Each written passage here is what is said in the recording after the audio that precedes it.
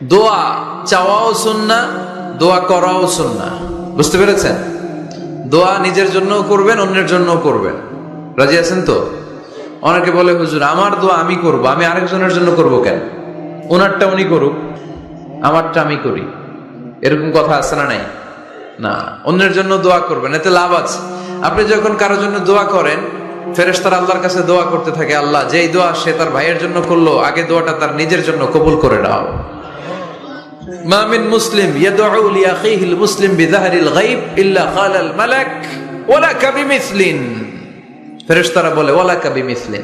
আপনি দোয়া করলেন, আল্লাহ আমার এই ভাইটার টাকা পয়সা নাই, তুমি তারে ধনী বানায় দাও।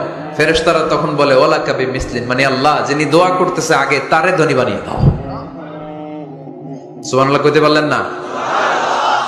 আরো জোরে বলেন সুবহানাল্লাহ। একখানা ডর করি কওয়াজি।